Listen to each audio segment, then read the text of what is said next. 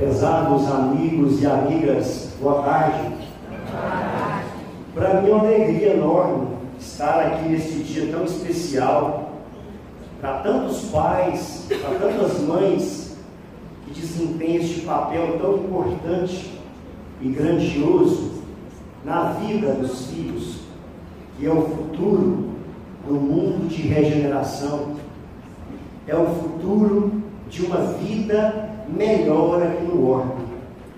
Antes de mais nada, eu queria fazer um convite a todos, aproveitando o ensejo do Dia dos Pais, para que vocês, para quem tiver interesse, conhecer o projeto Fraternidade Sem Fronteiras, uma organização sem fins lucrativos que cuida de inúmeras crianças que não têm pai, vitimadas pelas guerras civis do continente africano, crianças vítimas de microcefalia na região Nordeste, crianças vítimas da guerra da Venezuela.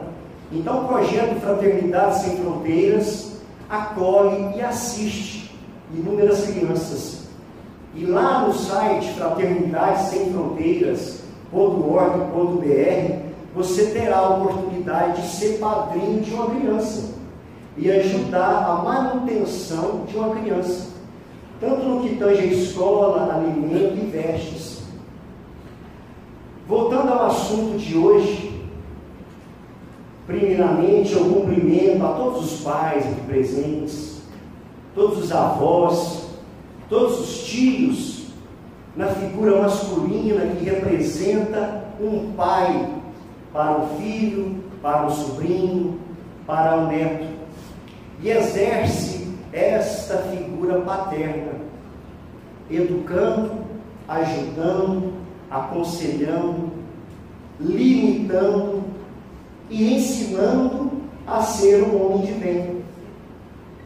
Na década de 70 iniciaram-se com mais ardor os estudos acerca da figura do pai, porque até então a ciência se preocupava mais com o papel da mãe, com o papel da mãe com o bebê, com a criança, com o jovem. E da década de 70 para cá, os estudos da figura paterna na formação do caráter da criança foram aumentados pelos cientistas que queriam saber qual que era essa relação imbrincada entre um pai e um filho. Porque até o 8º, 9º, 10º mês, a criança vive uma relação de simbiose com a mãe.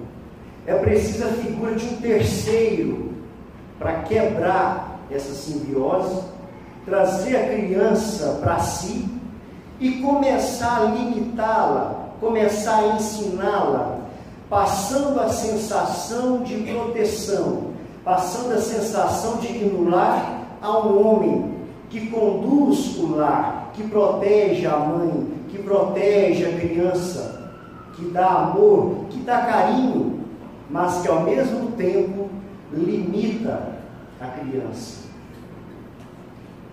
Como a nossa amiga acabou de dizer, de uns tempos para cá, de 10, 20 anos para cá, a figura paterna aumentou a sua importância na criação dos filhos. As famílias patriarcais tradicionais até então colocavam a figura de um pai como um pai austero, um pai do lar, às vezes até tirano, que não tinha esse contato com o filho. E a educação era toda relegada à mãe. A mãe que era responsável por educar a criança. E o pai tão somente na figura de um provedor. Mas hoje vem mudando. O papel do pai está com uma nova roupagem, tão importante quanto o da mãe. É necessário observarmos a importância que o pai tem na criação de um filho. Todos nós sabemos que somos espíritos em evolução, estamos em trajetórias de milênios, Pedimos para termos este ou aquele filho, aquele ou aquela esposa. Então, quando a nossa amiga Renata me passou essa mensagem que a nossa companheira acabara de ler, eu lembrei de um poema muito bonito, de um poeta libanês chamado Khalil Gibran, denominado Vossos filhos não são vossos filhos. Vossos filhos não são vossos filhos, são os filhos e as filhas da ânsia da vida por si mesma. Vêm através de vós, mas não de vós, e embora vivam convosco, não vos pertence. Podeis outorgar-lhes vosso amor, mas não vossos pensamentos, porque eles têm seus próprios pensamentos.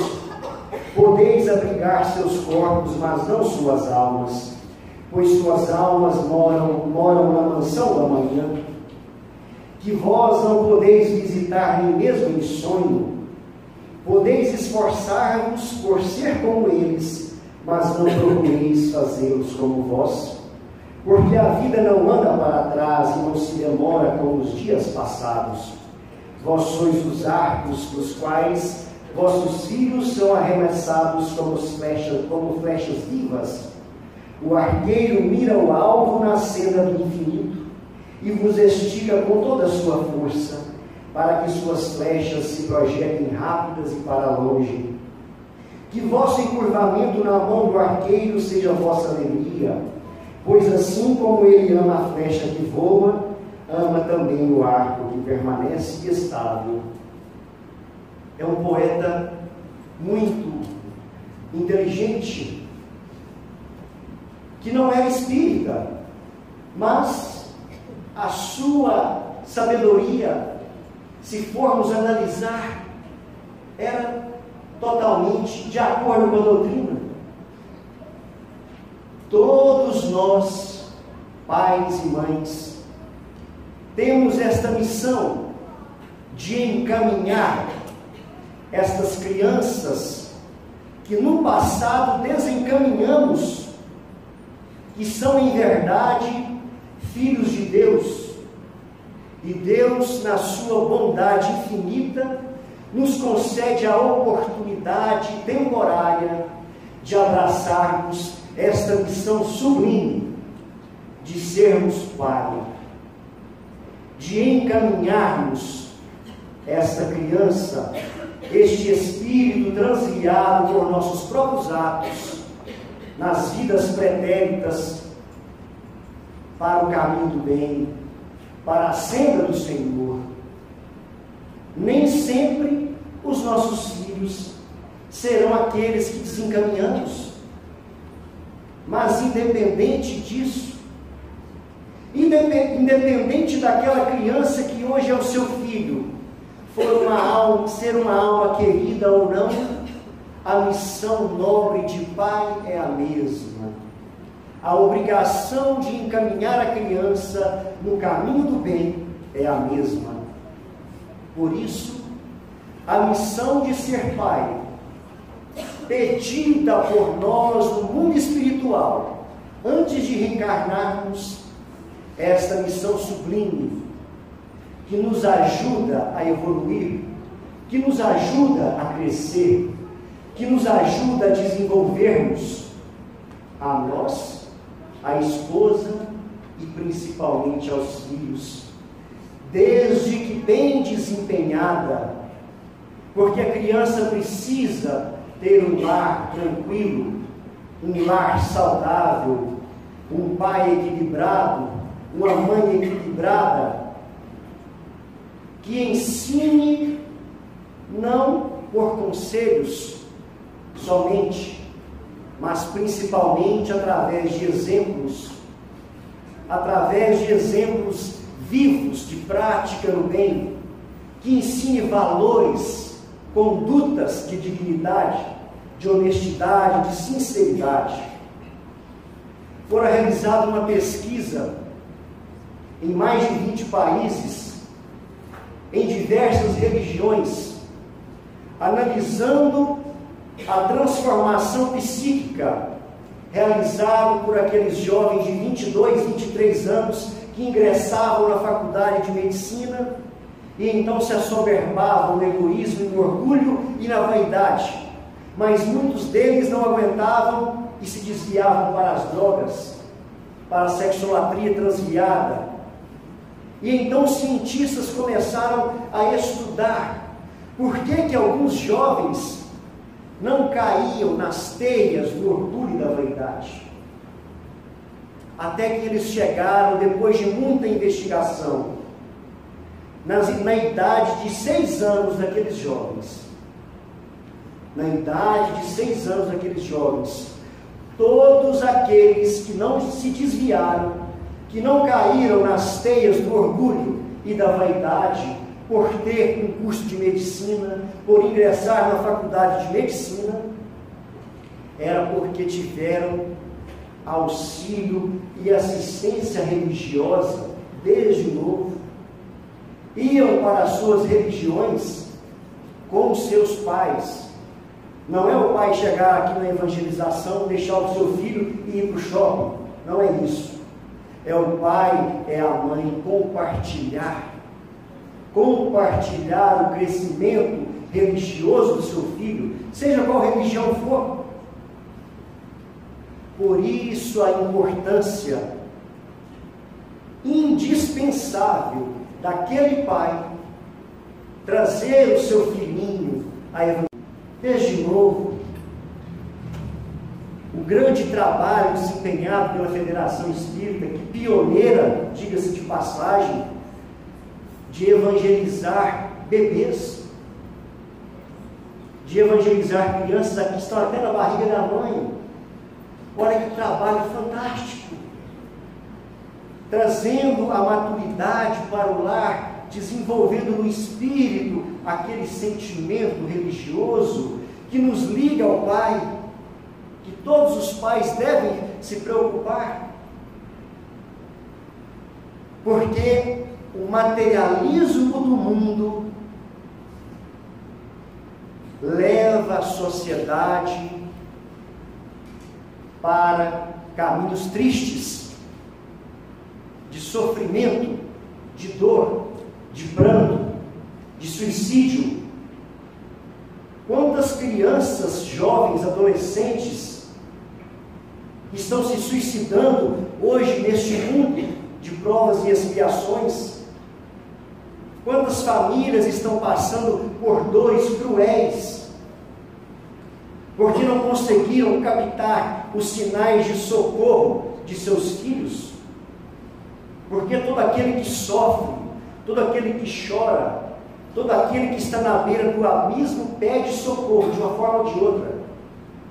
Cabe aos pais estarem atentos, porque não é televisão que vai ensinar seus filhos, não é rede social que vai ensinar seus filhos, não é o pai encher o filho de atividades de dia até a noite e não ter esse contato diário com o filho, para saber o que o filho pensa, para conversar com o filho, para entender, para saber como deve ser a pedagogia do pai com o filho.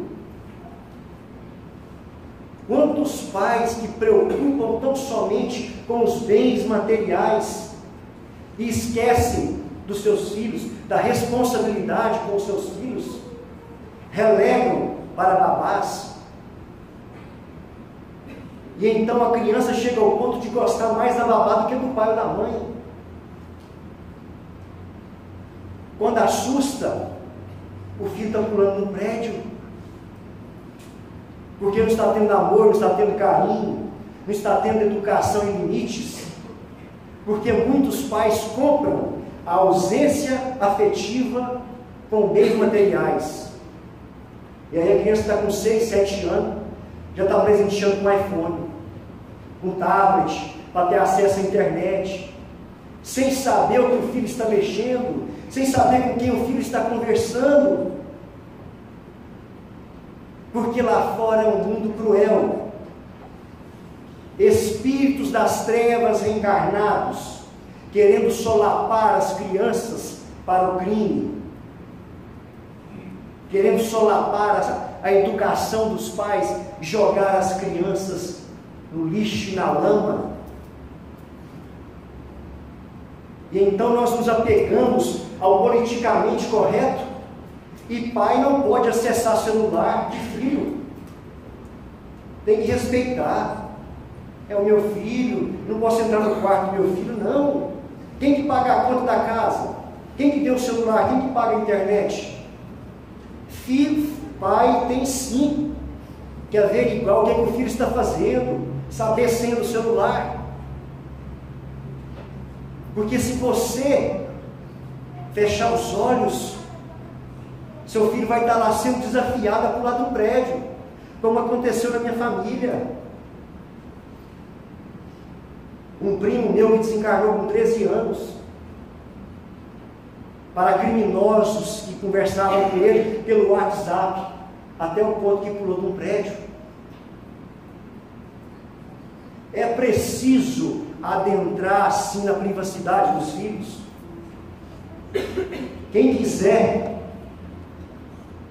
comprar este livro do Rossandro, Help e Eduque, o Rossandro trabalha muito bem a educação de um pai, de uma mãe, como deve ser realizada em relação aos filhos. Hoje em dia, as crianças são colocadas no lar e vistas como as rainhas e os reis domésticos, e os pais se matando, fazendo de tudo para dar conta dos filhos, dos desejos desenfreados. Porque se você conferir poder para infantis, para mentes infantis, que precisa de limites, você está criando um tirano doméstico, que um dia vai estar aí te batendo, ou te colocando num asilo quando você ficar velho. Infelizmente é isso. Desculpe a forma de falar, mas infelizmente é o que está acontecendo. Pesquisas científicas sérias dizem: não dê celular para os seus filhos antes dos 15 anos de idade. O Bill Gates foi perguntado sobre isso, dono da Microsoft, um dos homens mais ricos do mundo, se os filhos deles tinham acesso à internet e ao celular. Ele falou: não. Só depois que eles inteiraram 15 anos, que nós demos o celular e possibilitamos a eles o acesso à internet. Quantos de nós que estamos aqui presentes, que tivemos uma educação firme, rígida, e graças a Deus estamos aqui, caminhando. Todos os pais têm defeitos, mas pai não tem que preocupar em ser amiguinho de filho. Pai tem que exercitar, acima de tudo, a autoridade, respeito, disciplina e hierarquia. Se o filho quiser ser seu amigo, tudo bem. Se não quiser, o amor é uma escolha. Você o amará de qualquer jeito. É a parábola do filho pródigo. É a parábola do filho pródigo. Meu filho, depois que o filho cresceu, logicamente, você quer ir? Vá. Mas quando o filho quebrou a cara, o pai estava de braços abertos para recebê-lo. Mas enquanto os filhos não tiverem maturidade, até os 18 anos, em tese até os 18 anos, para fazer escolhas, os pais devem sim fazer escolhas pelos filhos. Como que você vai deixar uma criança escolher se ela não tem capacidade de escolher? Eu trabalho na segurança pública, eu me deparo com essas situações cotidianamente. Estatísticas científicas comprovam aquelas crianças que não tiveram a figura paterna. Quando eu digo figura paterna, eu me refiro aquele pai ou até mesmo aquela mãe que sabe limitar o filho. Porque às vezes, infelizmente, por N circunstâncias, aquele lar não tem um pai. Mas a mãe pode sim desempenhar um papel limitador e de pai na vida do seu filho. Basta ver a história do Rossano Klinge. É um exemplo. Uma grande mãe que exercia papel de mãe e de pai. E quantas mães aqui presentes fazem esse papel? Então, estatísticas comprovam que 70% dos jovens que ingressam na delinquência juvenil, infanto-juvenil, 70% deles não tiveram a figura de pai, não tiveram um pai presente, que ao mesmo tempo que desse amor, desse carinho, desse limitação, disciplina e respeito.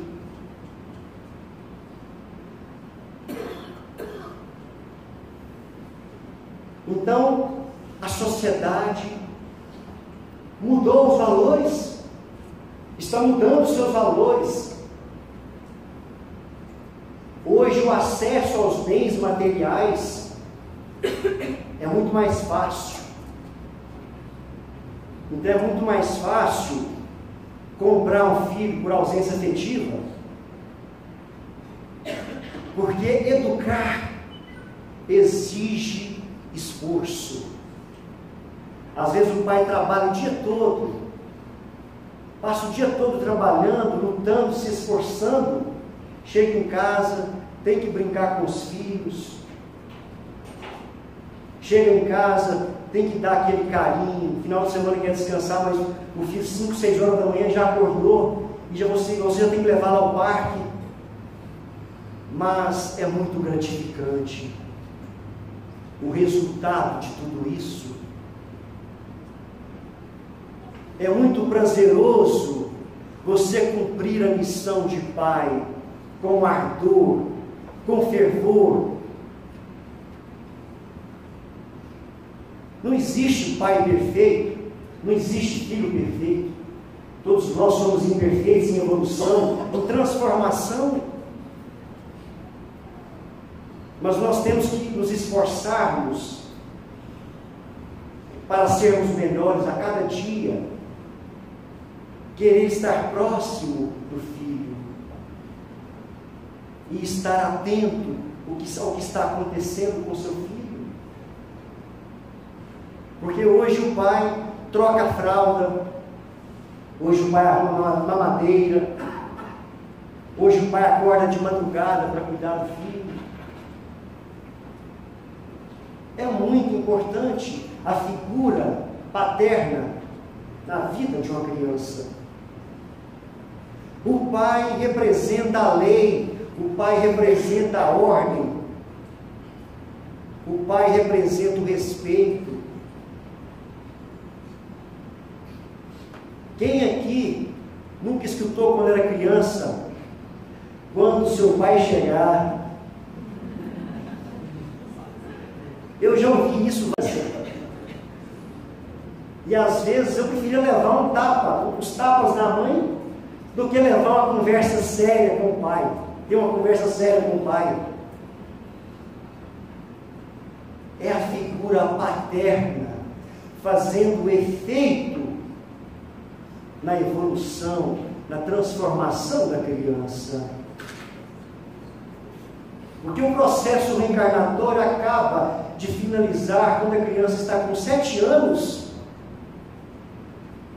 Neste momento a criança rememora o seu passado, e até os 7 anos, segundo Emmanuel, você tem um espectro, um lastro para trabalhar de forma mais efetiva a personalidade do seu filho e introjetar valores de educação, de respeito aos antepassados, de respeito aos avós, de sinceridade, de honestidade, de caráter. É preciso a presença do pai na vida do filho. É imperioso que o pai, ao invés de dar, se dê. Se dê para o seu filho. E pedindo a Deus, logicamente, para ter sabedoria. Os espíritos que acompanham a reencarnação da família irão dar a sabedoria necessária, porque cada filho é um filho. E a energia que eu uso com este, às vezes não é necessária com aquele.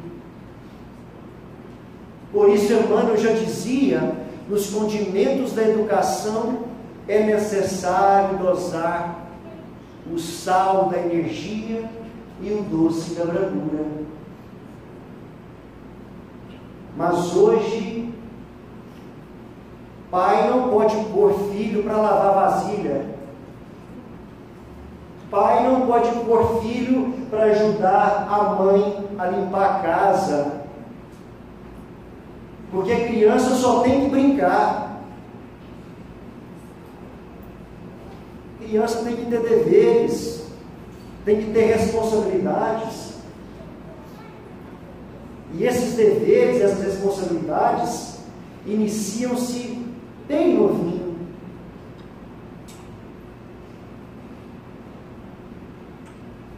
Muitas vezes, são as funcionárias da casa que vão arrumar a cama para a criança, e a criança não aprende o mínimo de disciplina de arrumar sua própria cama.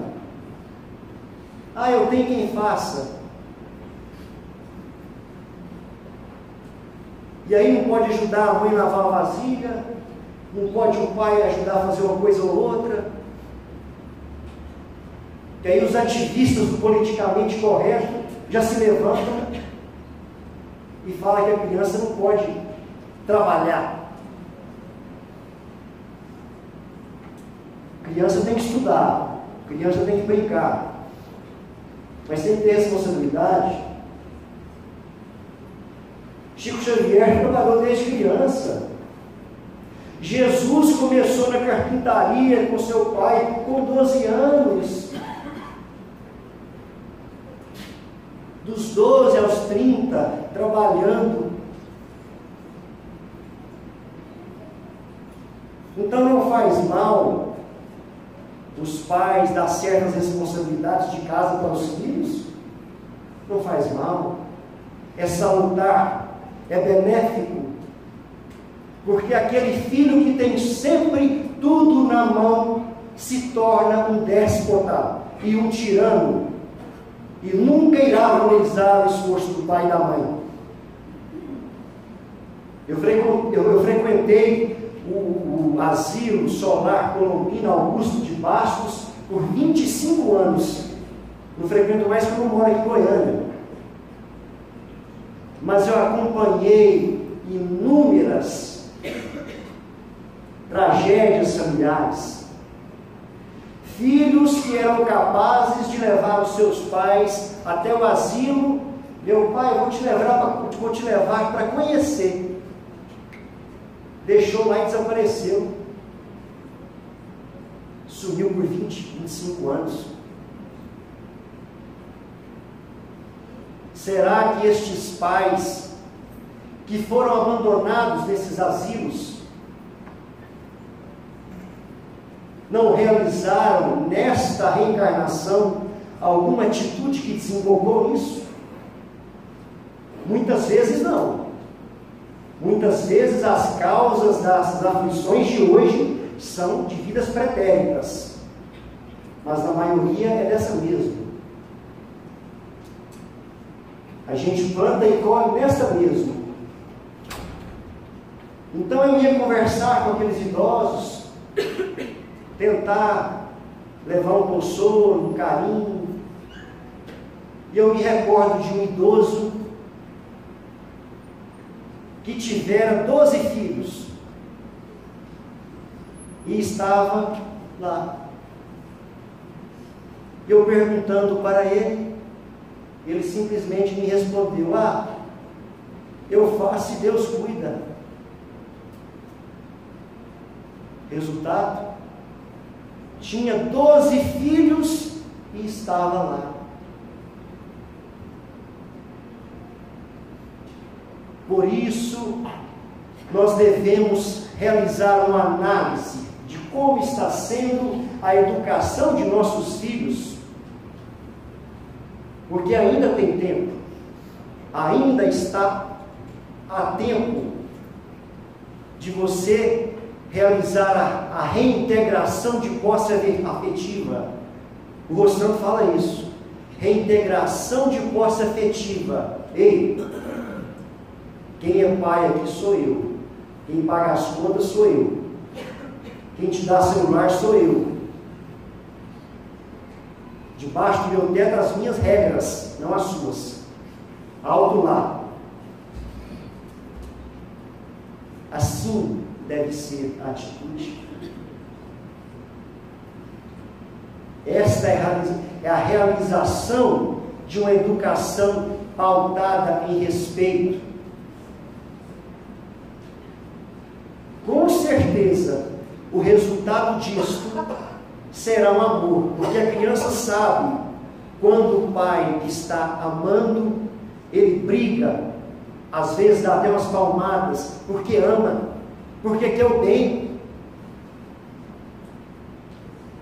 porque não quer perder o filho para este mundo desgovernado, porque a educação de caráter se dá no lar. E se o lar é desgovernado, a sociedade também é desgovernada.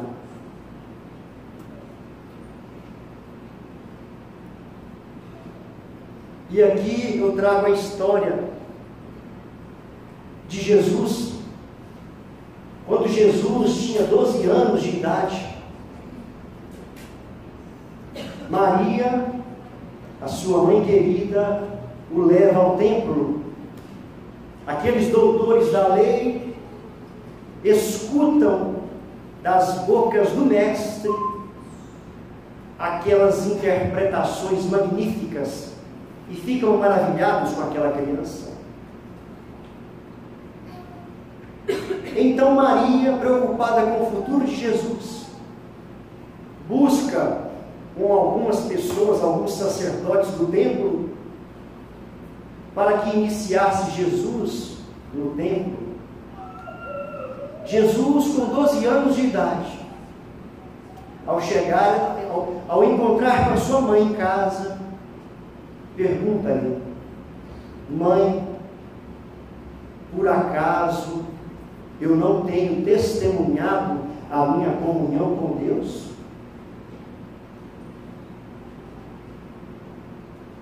Já está decidido, mãe. Deus escolheu. Eu vou trabalhar na carpintaria com meu pai. E Jesus passa dos 12 aos 30 anos de idade, demonstrando que o lar, demonstrando que a relação de um filho com o pai é uma relação sagrada. É lá que o filho forja os seus valores para o mundo. Jesus permaneceu todos estes anos, 18 anos, trabalhando com José na carpintaria, para depois sair para o mundo e dar este testemunho de 3 anos que ele nos deu.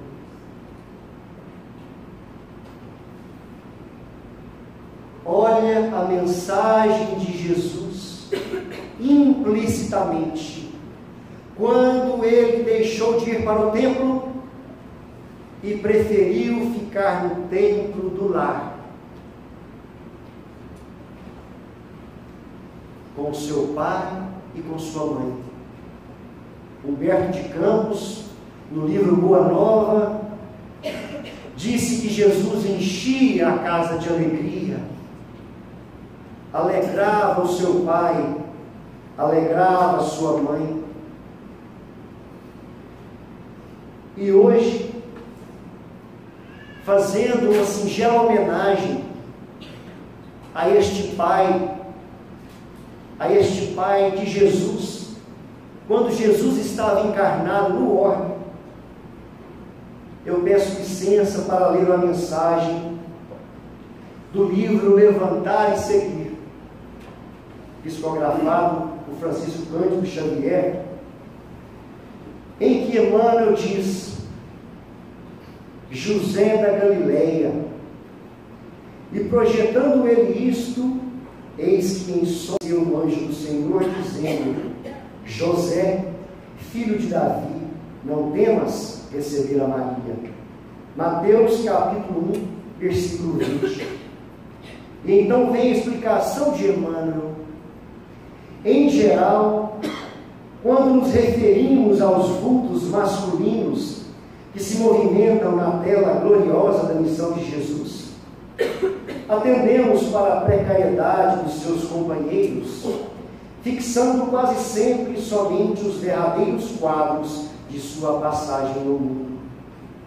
É preciso, porém, observar que a par de beneficiários ingratos, de ouvintes indiferentes, de perseguidores cruéis e de discípulos vacilantes, houve um homem integral que atendeu a Jesus, hipotecando-lhe o coração sem mácula e a consciência pura. José da Galileia foi um homem tão profundamente espiritual que seu vulto sublime escapa às análises limitadas de quem não pode prescindir do material humano para o serviço de definições. Olha o que Emmanuel fala. Já pensaste no cristianismo sem medo? Quando se fala excessivamente em falência das criaturas, recordemos que houve tempo em que Maria e o Cristo foram confiados pelas forças divinas a um homem. Entretanto, embora honrado pela solicitação de um anjo, nunca se vangloriou de dádiva tão alta. Não obstante, contemplas a sedução que Jesus exercia sobre os doutores, nunca abandonou sua carpintaria.